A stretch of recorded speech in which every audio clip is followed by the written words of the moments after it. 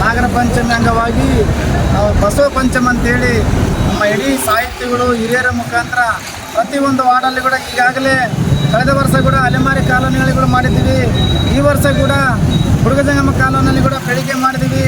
ಸಾಕಷ್ಟು ಸಣ್ಣ ಸಣ್ಣ ಏರಿಯಾಗಳಲ್ಲಿ ಹೋಗಿ ಅದೇ ಹಾಲನ್ನು ಗುತ್ತಿಗೆ ಹಾಕಿ ಮಣ್ಣು ತಿನ್ನೋದಕ್ಕಿಂತ ನಮ್ಮ ಮಕ್ಕಳಿಗೆ ಹಂಚಿದ್ರೆ ಒಳ್ಳೆಯದಂತಂದು ಅದೇ ರೀತಿ ನಾವು ಮಕ್ಕಳಿಗೆ ಹಾಲನ್ನು ಹಂಚಿದ್ದೀವಿ.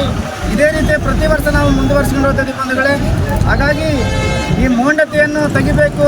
ಸುಮ್ಮನೆ ಹಾಲು ಯಾರಿಗೂ ಸುಮ್ಮನೆ ನೆಲದ ಮೇಲೆ ಹಾಕೋದಕ್ಕಿಂತ ಮೊದಲು ಮಕ್ಕಳಿಗೆ ಕುಡಿಸಿದ್ರೆ ಬೇಕಾದಂಗೆ ಪೌಷ್ಟಿಕ ಆಹಾರ ಆಗುತ್ತಂತೇಳಿ ನಮ್ಮ ಹಿರಿಯರ ಮುಖಾಂತರ ನಾವು ಅದೇ ಕೆಲಸನೂ ಮಾಡ್ತಾ ಇದ್ದೀವಿ.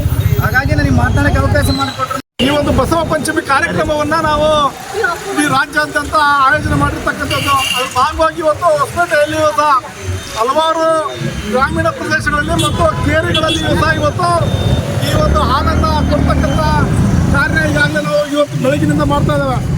ಸಂದೇಶ ಏನಂತಂದರೆ ಹಾಲು ಅತ್ಯಂತ ಪೌಷ್ಟಿಕ ಆಹಾರವಾಗಿರ್ತಕ್ಕಂಥ ಹಾಲನ್ನು ಕಲ್ಲು ಮತ್ತು ಮಣ್ಣಿಗೆ ಎರೆಯಬೇಡ್ರಿ. ನಿಮ್ಮ ಮೌಢ್ಯವನ್ನು ತೊಲಗಿಸಲಿಕ್ಕಾಗಿ ಇಡೀ ಈ ದೇಶದ ಅತ್ಯಂತ ಹೆಚ್ಚು ಜನ ಪ್ರಗತಿಪರ ಚಿಂತಕರು ಮತ್ತು ಮನುಷ್ಯರನ್ನು ಪ್ರೀತಿಸುವ ಜನರು ನಾವೆಲ್ಲರೂ ಒಗ್ಗಟ್ಟಾಗಿ ಇವತ್ತು ಮುನ್ನಡೀತಾ ಇದ್ದೇವೆ. ಒಂದೆಡೆಗೆ ಮೌಢ್ಯವನ್ನು ಬಿತ್ತತಕ್ಕಂಥ ಕೆಲಸ ಈ ಸರ್ಕಾರಗಳೇ ಮಾಡ್ತಿದ್ದಾವೆ. ಆದರೆ ನಾವು ಇವತ್ತು ಇದೇ ಒಂದು ಸರ್ಕಲ್ನಲ್ಲೇ ಚಂದ್ರಗ್ರಹಣ ಇದ್ದಂಥ ಸಂದರ್ಭದಲ್ಲಿ ಆಗಿರ್ಬೋದು, ಸೂರ್ಯಗ್ರಹಣ ಇದ್ದಂಥ ಸಂದರ್ಭದಲ್ಲಿ ಆಗಿರ್ಬೋದು, ಇಲ್ಲಿರ್ತಕ್ಕಂಥ ಎಲ್ಲ ಪ್ರಗತಿಪರ ಸೇರಿ ನಾವು ಸೂರ್ಯಗ್ರಹಣ ಮತ್ತು ಚಂದ್ರಗ್ರಹಣದಲ್ಲಿ ಆಹಾರವನ್ನು ಸೇವಿಸಿದರೆ ಯಾವುದೇ ಥರದ ತೊಂದರೆ ಆಗೋದಿಲ್ಲ ಅನ್ನುವಂಥ ಮೌಢ್ಯದ ಪರಿಕಲ್ಪನೆಯನ್ನು ನಾವು ಕಿತ್ತೋಗಿರ್ತಕ್ಕಂಥ ಕೆಲಸ ಎಲ್ಲರೂ ಸೇರಿ ಮಾಡ್ತಾ ಇದ್ದಾವೆ.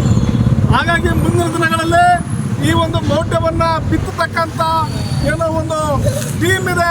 ಅದಕ್ಕೆ ತದ್ವಿರುದ್ಧವಾಗಿ ನಾವೆಲ್ಲರೂ ಸಹ ಅವ್ರಿಗೂ ದೊಡ್ಡದ ಒಂದು ಸಂಘಟನೆ ನಾವಾಗಿ ಕೆಲಸ ಮಾಡಬೇಕು. ಈ ಮೌಢ್ಯ ತೊಲಗಿದ್ರೆ ಮಾತ್ರ ಈ ದೇಶವ ಪ್ರಗತಿ ಹೊಂದಲಿಕ್ಕೆ ಸಾಧ್ಯ ಅಂತ ಹೇಳ್ತೇವೆ ನಾವು.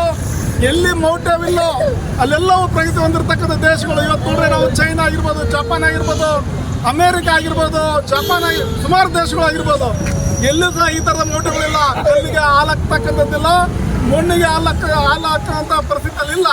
ಆದರೆ ನಮ್ಮ ದೇಶದಲ್ಲಿ ನಿಜವಾಗಿರ್ತಕ್ಕಂಥ ಅಣ್ಣ ನಮ್ಮ ಬಸಣ್ಣ ಹೇಳಿದ್ರು, ಕಲ್ಲನ್ನಾಗ ಕಂಡರೆ ಹಾಲು ಹಾಕಂತಾರೆ, ಆದರೆ ನಿಜವಾಗಿರ್ತಕ್ಕಂಥ ಹಾವನ್ನು ಕಂಡ್ರೆ ಕೊಲ್ಲು ಎನ್ನುವಂಥ ಪರಿಸ್ಥಿತಿ ನಮ್ಮ ದೇಶದಲ್ಲಿದೆ. ಯಾರು ಸತ್ಯವನ್ನು ಹೇಳ್ತಾರೆ ಆ ಸತ್ಯವನ್ನು ಹೇಳ್ತಕ್ಕಂಥವ್ರನ್ನ ಇವತ್ತು ಹೊಡೆದಾಕ್ತಕ್ಕಂಥ ಕೆಲಸ ಇವತ್ತು ನಡೀತಾ ಇದೆ. ಆದರೆ ಯಾರು ಸುಳ್ಳನ್ನು ಹೇಳ್ತಾರೆ ಆ ಸುಳ್ಳನ್ನು ಅತ್ಯಂತ ಹೆಚ್ಚು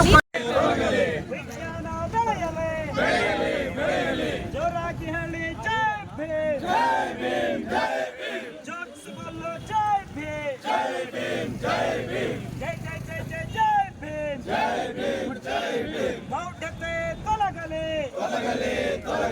ವಿಜ್ಞಾನ ಬೆಳೆಯಲಿ, ಮೌಢ್ಯತೆ ತೊಲಗಲಿ, ವಿಜ್ಞಾನ ಬೆಳೆಯಲಿ. ಮೌಢ್ಯತೆ ತೊಲಗಲಿ, ವಿಜ್ಞಾನ